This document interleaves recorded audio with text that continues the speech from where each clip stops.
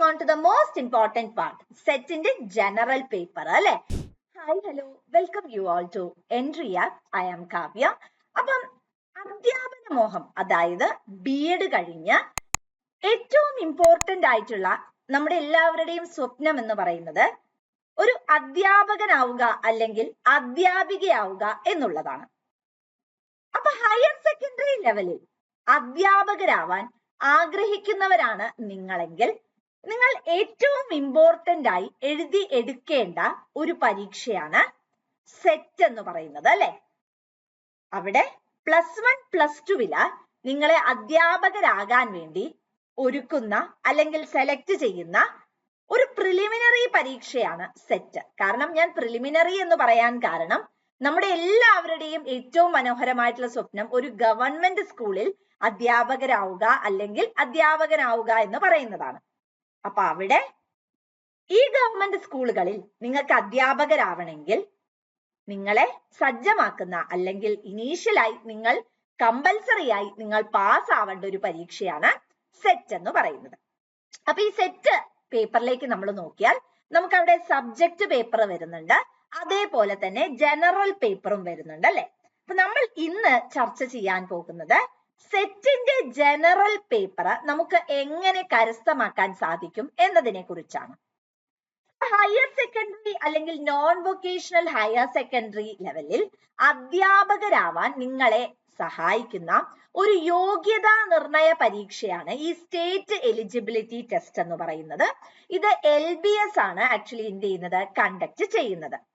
PGക്ക് 50% mark കുറയാതെ അല്ലെങ്കിൽ തത്തുല്യ യോഗ്യതയും B.Edുമാണ് ആക്ച്വലി ഇതിന്റെ ക്വാളിഫിക്കേഷൻ, ഈ എക്സാം അറ്റംപ്റ്റ് ചെയ്യാനായിട്ടുള്ള ക്വാളിഫിക്കേഷൻ എന്ന് പറയുന്നത്. എന്നിരുന്നാലും ഇതിലും കുറച്ച് ചേഞ്ചസും ഉണ്ട്.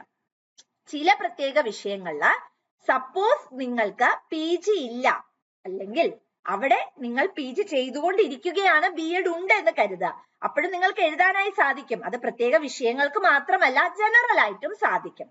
എന്നാൽ ചില പ്രത്യേക വിഷയങ്ങളിൽ നിങ്ങൾക്ക് B.Ed, അതായത് ചില പ്രത്യേക വിഷയങ്ങളിൽ ബിരുദാനന്തര ബിരുദമുള്ളവരെ B.Ed വേണമെന്ന നിബന്ധനകളിൽ നിന്നും ഒഴിവാക്കിയിട്ടുണ്ട്. അതായത് ചില പെർട്ടിക്കുലർ ആയിട്ടുള്ള സബ്ജക്ട്സിൽ സപ്പോസ് നിങ്ങൾക്ക് എന്തില്ല, അതായത് നിങ്ങൾക്ക് B.Ed ഇല്ല എന്ന് വിചാരിക്കാം, എന്നിരുന്നാലും നിങ്ങൾക്ക് എന്ത് ചെയ്യാം, PG ഉണ്ടെങ്കിൽ സെറ്റ് എഴുതിയെടുക്കാനായിട്ട് സാധിക്കും. അപ്പൊ നമ്മൾ നോക്കുകയാണെങ്കിൽ സെറ്റിന്റെ 2 പേപ്പറുകളാണ് ഉള്ളത്. പേപ്പർ 1 എന്ന് പറയുന്ന എല്ലാ കാൻഡിഡേറ്റ്സിനും അത് കോമൺ ആണ്. Part A general knowledge, part B teaching aptitude ആണ് വരുന്നത്. ഇനി പേപ്പർ 2ലേക്ക് കടന്നു കഴിഞ്ഞാൽ നിങ്ങളുടെ സബ്ജക്ട് ഏതാണോ അതാണ് നിങ്ങൾ എവിടെ ഫേസ് ചെയ്യേണ്ടത്, പേപ്പർ 2 ഫേസ് ചെയ്യേണ്ടതായിട്ട് വരുന്നത്. അപ്പൊ ഇതൊരിക്കലും എന്തല്ല, ഹെക്ടിക് ആയിട്ടൊന്നല്ല. കാരണം എന്താ വെച്ചാൽ നിങ്ങൾ ഓൾറെഡി തന്നെ സബ്ജക്ട്സ് വളരെ അധികം കൃത്യമായിട്ട് പഠിച്ചിട്ടുള്ളതാണ്. അപ്പം എന്താണ്, അവിടെ പ്രോബ്ലംസ് ഒന്നും തന്നെ വരാനുള്ള സാധ്യതയില്ല.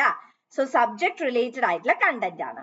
കുട്ടികളെ സംബന്ധിച്ചിടത്തോളം ഏറ്റവും കൂടുതൽ അവർ പ്രോബ്ലം ഫേസ് ചെയ്യുന്ന ഒരു ഏരിയ എന്ന് പറയുന്നത് ഈ പേപ്പർ 1 ആയിരിക്കും. കാരണം പേപ്പർ 1 നമുക്ക് GKയും കറണ്ട് അഫയേഴ്സും എല്ലാം മിക്സ് ചെയ്ത് വരുന്നുണ്ട്. അപ്പൊ കുട്ടികളെ സംബന്ധിച്ചിടത്തോളം ചിലവരെ സംബന്ധിച്ചിടത്തോളം എങ്കിലും ടഫ് ആയിട്ട് വരുന്നത് ഈ ഒരു പേപ്പർ ആയിരിക്കും, അതെ പേപ്പർ 2 ആയിരിക്കും. അപ്പൊ ചിലവരെ സംബന്ധിച്ചിടത്തോളം അവർക്ക് ടഫായി വരുന്നത് പേപ്പർ 1 ആയിരിക്കും. പക്ഷെ ആ പേപ്പർ 1 നിങ്ങൾ കൃത്യമായിട്ട് പ്രിപ്പയർ ചെയ്യുകയാണെങ്കിൽ നിങ്ങൾക്കത് ക്രാക്ക് ചെയ്യാനായിട്ട് സാധിക്കുന്നതുമാണ്. അപ്പൊ നമ്മൾ ഇനി സബ്ജക്റ്റുകൾ നോക്കിയാൽ നിങ്ങൾക്ക് അവിടെ Arabic, botany, chemistry, commerce, economics, English, French, geography, geology, German, Hindi, history, home science, journalism, Latin, Malayalam, mathematics, music, philosophy, physics, political science, psychology, Russian, Sanskrit, social work, sociology, അതേപോലെ സ്റ്റാറ്റിസ്റ്റിക്സ്, സിറിയക്ക്, ഉറുദു, സുവോളജി, ബയോടെക്നോളജി, ഇത്രയും സബ്ജക്റ്റുകളിലാണ് നിങ്ങൾക്ക് സെറ്റ് എഴുതാനായിട്ട് സാധ്യമാകുന്നത്. പിന്നീട് ഒരു കോമൺ പേപ്പർ ഉണ്ട്, അത് general paper ആണ്. അത് എല്ലാവർക്കും എന്താണ്, കോമൺ ആയിട്ടാണ് വരുന്നത്. ഡ്യൂറേഷൻ 120 മിനിറ്റ് ആണ് വരുന്നത്. പേപ്പർ 1-ന് ഞാൻ പറഞ്ഞു 2 ഭാഗങ്ങളുണ്ട്. 2 ഭാഗങ്ങളും 60 വെച്ചിട്ട് 120 ചോദ്യം, 120 മിനിറ്റ് ആണ്. അതേപോലെ തന്നെ നിങ്ങൾക്ക് ഒരു ക്വസ്റ്റിന് 1 മാർക്കാണ് ഉള്ളത്. പേപ്പർ 2 അങ്ങനെ തന്നെയാണ്. പക്ഷേ ഇവിടെ മാത്തമാറ്റിക്സ് സ്റ്റാറ്റിസ്റ്റിക്സിൽ 80 ചോദ്യമേ കാണുള്ളൂ. അതേപോലെ ഒരു ചോദ്യത്തിന് 1.5 മാർക്സ് കിട്ടും. കാരണം നമുക്കറിയാം മാത്തമാറ്റിക്സ് സ്റ്റാറ്റിസ്റ്റിക്സ് എന്നൊക്കെ പറയുന്നത് കുറച്ചുകൂടെ ചെയ്ത് കണ്ടുപിടിക്കാനുള്ള ഒരു ഏരിയ ഉണ്ട് അല്ലെ. ഇനി ഇവിടെ ക്വസ്റ്റ്യൻ പേപ്പർ OMR ഫോമിൽ തന്നെയാണ് ക്വസ്റ്റ്യൻ പേപ്പർ വരുന്നത്. ABCD ഇങ്ങനെ ടാബുലേറ്റ് ചെയ്തുകൊണ്ടാണ് നമുക്ക് ഈ ആൻസർ സ്ക്രിപ്റ്റ്സ് അവൈലബിൾ ആയിട്ട് ഉള്ളത്. ഇവിടെ നമ്മൾ പറഞ്ഞു കറക്റ്റ് റെസ്പോൺസിന് 1 മാർക്കാണ് നിങ്ങൾക്ക് മാത്തമാറ്റിക്സും സ്റ്റാറ്റിസ്റ്റിക്സും ഒഴികെയുള്ള സബ്ജക്റ്റുകൾക്ക് കിട്ടുന്നത്. മാത്തമാറ്റിക്സ് ആൻഡ് സ്റ്റാറ്റിസ്റ്റിക്സിന്റെ ഏരിയയിലേക്ക് വരുമ്പോൾ 1.5 ആണ് വരുന്നത്. ആൻഡ് ഏറ്റവും ഹൈലൈറ്റിംഗ് ആയിട്ടുള്ള ഏറ്റവും ഇമ്പോർട്ടന്റ് ആയി നിങ്ങൾ ഓർത്ത് വെക്കേണ്ട കാര്യം എന്ന് പറയുന്നത് ഇവിടെ എന്തില്ല, നെഗറ്റീവ് മാർക്ക് ഇല്ല എന്നുള്ളതാണ് ഏറ്റവും ഇമ്പോർട്ടന്റ് ആയിട്ട് നിങ്ങൾ മനസ്സിൽ ഓർക്കേണ്ടത്. This is the right time to start. കാരണം BEdന്റെ ഇമ്പോർട്ടൻസ് ഒക്കെ കൂടിക്കൂടി വന്നുകൊണ്ടിരിക്കുകയാണ്. സെറ്റിന്റെയും ഇമ്പോർട്ടൻസ് കൂടിക്കൊണ്ടിരിക്കുകയാണ്. അപ്പൊ കോമ്പറ്റീഷൻ കൂടും. ആൻഡ് ഇൻ നിയർ ഫ്യൂച്ചർ ചിലപ്പം നെഗറ്റീവ് എങ്ങാനും കൊണ്ടുവന്നാൽ നമ്മൾ പെടും അല്ലെ. അങ്ങനെ ഒരു പ്ലാൻ ഇല്ല, പക്ഷെ എങ്ങാനും കൊണ്ടുവന്നാൽ സോ ബേസിക് ആയി നിങ്ങൾ എന്ത് ചെയ്യുക, this is the right time to start your journey എന്ന് മനസ്സിലാക്കുക. അപ്പം ഇവിടെ പല കാൻഡിഡേറ്റ്സിനും പ്രശ്നം പറ്റുന്നത് ഈ മാർക്കിംഗ് സ്കീമിനെ കുറിച്ച് അറിയാതെ പോകുമ്പോഴാണ്. അപ്പോ ജനറലിന് പേപ്പർ 1 ജനറൽ കാറ്റഗറിക്ക് പേപ്പർ 1-ന് 40%, പേപ്പർ 2-ന് 40%മാണ് പ്രിസ്ക്രൈബ്ഡ് ആയിട്ടുള്ള മാർക്കായി അവർ പറയുമ്പോഴും നിങ്ങൾ ഓർക്കേണ്ടത് ഇൻ അഗ്രിഗേറ്റ് 48% വേണം. അതായത് ഇവിടെ ഇപ്പൊ 40% പേപ്പർ 1-ൽ നിങ്ങൾ സ്കോർ ചെയ്തു എന്ന് വിചാരിച്ച് എന്ത് ചെയ്യുന്നില്ല, അവസാനിക്കുന്നില്ല. പേപ്പർ 2-ല് 40% തന്നെ കിട്ടിയാൽ പോരാ. നിങ്ങൾക്ക് എന്ത് കിട്ടിയിരിക്കണം, ഇവിടെ പേപ്പർ 2-ന് 40%-ൽ മുകളിൽ മാർക്ക് ഉണ്ടെങ്കിൽ മാത്രമേ, അതായത് ഇൻ അഗ്രിഗേറ്റ് 48%-ഓളം മാർക്ക് ടുഗെദർ ഉണ്ടെങ്കിൽ മാത്രമേ നിങ്ങൾക്ക് എന്ത് ചെയ്യാനായിട്ട് പറ്റുള്ളൂ, പ്രൊസീഡ് ചെയ്യാൻ പറ്റൂ. So that is important. അടുത്തത് ഇനി OBC ആണെങ്കിൽ 35% പ്രിസ്ക്രൈബ്ഡ് മാർക്ക്. എന്നിരുന്നാലും അഗ്രിഗേറ്റ് കൂട്ടുമ്പോൾ 45% വേണം. ഡിഫറൻറ്റ്ലി ഏബിൾഡ് അല്ലെങ്കിൽ SC/ST ആണെങ്കിൽ 35%, ഇൻ അഗ്രിഗേറ്റ് 40% വേണം. ഇത് പലപ്പോഴും അറിയാതെ പോകുന്നത് കൊണ്ടാണ് നമ്മൾ കരുതും അയ്യോ നമ്മൾ ഇത് ആക്ച്വലി കിട്ടിയതാണല്ലോ, പക്ഷെ എന്തേ നമുക്ക് ഇത് ക്വാളിഫൈ ചെയ്യാൻ പറ്റാതായി. അഗ്രിഗേറ്റ് അതായത് ഇൻഡിപെൻഡന്റ് ആയിട്ടുള്ള മാർക്കും ഉണ്ട്, അഗ്രിഗേറ്റ് ആയിട്ടുള്ള മാർക്കും ഉണ്ട്. അപ്പൊ അതിനെ കുറിച്ച് നമ്മൾ വ്യക്തമായി മനസ്സിലാക്കണം. Commerce, French, German, geology, home science, journalism, Latin, music, philosophy, psychology, Russian, social work, sociology, statistics ചെറിയ കാൻഡിഡേറ്റ്സിനെ സംബന്ധിച്ചിടത്തോളം അവർക്ക് എന്ത് വേണ്ട, BEd ഡിഗ്രി ആവശ്യമില്ല സെറ്റ് എഴുതാനായിട്ട്. അത് ഏറ്റവും ഇമ്പോർട്ടന്റ് ആയിട്ടുള്ള കൺസിഡറേഷൻ ആണ്. അപ്പൊ അത് നമ്മൾ കൃത്യമായി എന്ത് ചെയ്യുക, മനസ്സിലാക്കുക. അതേപോലെ തന്നെ masters degree in communicative English ഉണ്ട്. 50% മാർക്കിൽ കുറയാതെയും ഉണ്ടെങ്കിൽ നിങ്ങൾക്ക് എന്ത് ചെയ്യാം, സെക്കൻഡ് ക്ലാസ് ആണ് നിങ്ങൾക്ക് ഉള്ളതെങ്കിലും നിങ്ങൾക്ക് സെറ്റിന് ഇംഗ്ലീഷിന് അപ്ലൈ ചെയ്യാം. ഇനി moving on to the most important part, സെറ്റിന്റെ ജനറൽ പേപ്പർ അല്ലെ. നമ്മൾ പറഞ്ഞു സെറ്റിന്റെ ജനറൽ പേപ്പർ എന്ന് പറയുന്നത്, ഞാൻ തുടക്കത്തിലേ പറഞ്ഞു, പല കുട്ടികളെ സംബന്ധിച്ചിടത്തോളം ഒരു ടെൻഷൻ ഓറിയന്റഡ് ജേർണിയാണ്. അതായത് ഞങ്ങളെ കൊണ്ട് ഇത് ക്രാക്ക് ചെയ്യാൻ പറ്റുമോ എന്നൊരു ടെൻഷൻ ഉണ്ടാവും. പക്ഷെ യാതൊരു തരത്തിലും അതിന്റെ ആവശ്യമില്ല. അപ്പൊ ഇതില് ജനറലി നമ്മൾ നോക്കുവാണെങ്കിൽ യൂണിറ്റ് 1 ജനറൽ സ്റ്റഡീസ് ആണ് വരുന്നത്.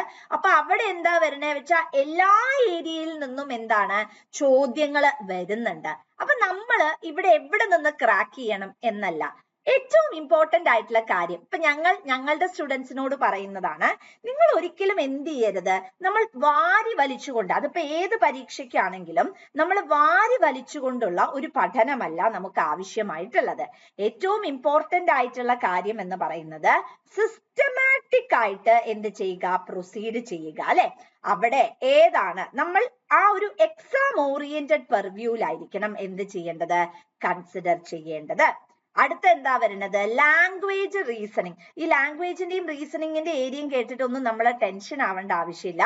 കാരണം ബേസിക് ആയിട്ടുള്ള ലാംഗ്വേജ് അല്ലെങ്കിൽ ബേസിക് ആയിട്ടുള്ള റീസണിങ് മാറ്റേഴ്സ് ആണ് ബേസിക്കലി അവിടെ വരുന്നത്. അപ്പൊ അതൊരിക്കലും എന്തല്ല, ഒരു ഹെക്ടിക് ആയിട്ടുള്ള ഒരു ടഫ് ആയിട്ടുള്ള ഏരിയ ഒന്നും അല്ല.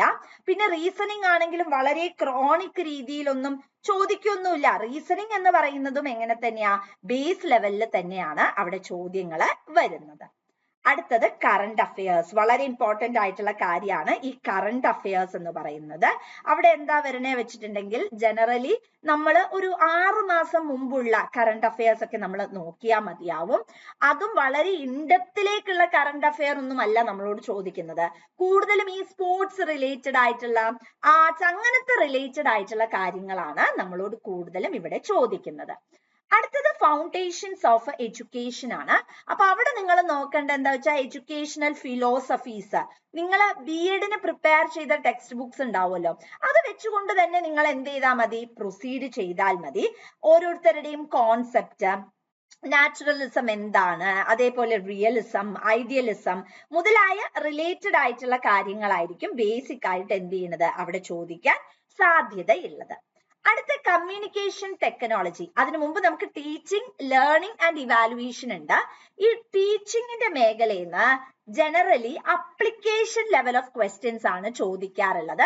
വിച്ച് മീൻസ് നിങ്ങൾക്ക് ഒരു ബേസിക് ആയിട്ടുള്ള ടീച്ചിങ്ങിന്റെ എപ്പോഴും പോസിറ്റീവ് ആയിട്ടുള്ള രീതിയിലുള്ള ആൻസർ മാർക്ക് ചെയ്യാൻ വേണ്ടി ശ്രമിക്കുക. അപ്പൊ അങ്ങനെ വരുന്ന സമയത്ത് ഇറ്റ് ബിക്കംസ് ഈസി. അതേപോലെ ടൈപ്സ് ഓഫ് ലേണേഴ്സിനെ കുറിച്ച് ചോദിക്കാറുണ്ട്. ഇവാലുവേഷൻ എപ്പോഴും അവരുടെ ഫേവറേറ്റ് ആയിട്ടുള്ള ഒരു ഏരിയ ആണ് ഈ formative, summative, continuous and comprehensive evaluation. So evaluation style ആണെങ്കിലും അതേപോലെ തന്നെ ഇവാലുവേഷന്റെ മേഖല ഒന്ന് കൃത്യമായി തന്നെ നോക്കി വെക്കാം. അടുത്തത് communication technology research and educational administration ആണ്. അതും വളരെ ഇമ്പോർട്ടന്റ് ആണ്. ടൈപ്സ് ഓഫ് കമ്മ്യൂണിക്കേഷൻ, എന്തെല്ലാം അഡ്വാൻസ്ഡ് ആയിട്ടുള്ള ടെക്നോളജി ആണ് നമുക്ക് അവൈലബിൾ ആയിട്ടുള്ളത്, അതേപോലെ എഡ്യൂക്കേഷൻ റിസർച്ച് മേഖലയിൽ എന്തെല്ലാം രീതിയിലാണ് നമ്മൾ പ്രൊസീഡ് ചെയ്യുന്നത് മുതലായ കാര്യങ്ങളും ഇവിടെ വരാറുണ്ട്. അപ്പൊ സെറ്റിന്റെ ജനറൽ പേപ്പർ ക്രാക്ക് ചെയ്യാന്ന് പറയുന്നത് ഒരിക്കലും ഡിഫിക്കൽട്ട് ആയിട്ടുള്ള ഒരു കാര്യമല്ല. പക്ഷേ അവിടെ നിങ്ങൾ ചെയ്യേണ്ട ഏറ്റവും ഇമ്പോർട്ടന്റ് ആയിട്ടുള്ള കാര്യം എന്താ, സിസ്റ്റമാറ്റിക് ആയിട്ട് പഠിക്കുക. സിസ്റ്റമാറ്റിക് ആയി പഠിച്ചു കഴിഞ്ഞാൽ it won't be a really hectic learning.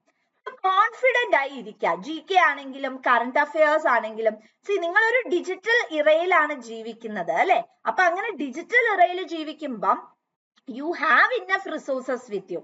ഏറ്റവും ഇമ്പോർട്ടന്റ് ആയിട്ടുള്ള കാര്യം പ്രാക്ടീസ് ചെയ്യുക എന്നുള്ളതാണ്. സെലക്റ്റീവ് ആകുക, വാരി വലിച്ചു പഠിക്കാതെ ജനറൽ പേപ്പർ നമുക്ക് നേടാനായി പറ്റുന്നത് തന്നെയുള്ളൂ. അത് ആദ്യം നിങ്ങൾ കോൺഫിഡന്റ് ആയി വെക്കുക. എന്നിട്ട് സെലക്റ്റീവ് ആയിട്ടുള്ള ഏരിയ PYQs നിങ്ങൾ എടുക്കുക. PYQs എടുത്ത് ഏത് മേഖലയിൽ നിന്നാണ് വന്നിട്ടുള്ളത് എന്നതിനെ കുറിച്ച് അറിയാം. കൂടുതൽ പ്രാക്ടീസ് ചെയ്യുക. The more you practice the more you excel അല്ലേ. എപ്പോഴും ഒരു പോസിറ്റീവ് ഫ്രെയിംവർക്ക് അല്ലെങ്കിൽ പോസിറ്റീവ് ആൻസേഴ്സിലേക്ക് മൂവ് ചെയ്യാനായിട്ട് ശ്രമിക്കുക. ടീച്ചിങ് ആപ്റ്റിറ്റ്യൂഡ് വളരെ ഇമ്പോർട്ടന്റ് ആയിട്ടുള്ള കാര്യമാണ്. ടീച്ചിങ് ആപ്റ്റിറ്റ്യൂഡിന് നൊട്ടേഷൻസ് കൊടുക്കാം. ടീച്ചിങ് ആപ്റ്റിറ്റ്യൂഡ് എപ്പോഴും പോസിറ്റീവ് ആയിട്ടുള്ള ക്വസ്റ്റ്യൻസ് ആയിരിക്കും അവിടെ വരുന്നത്. അപ്പൊ അത് മുൻപിൽ കണ്ടുകൊണ്ട് എന്ത് ചെയ്യുക, പ്രൊസീഡ് ചെയ്യുക.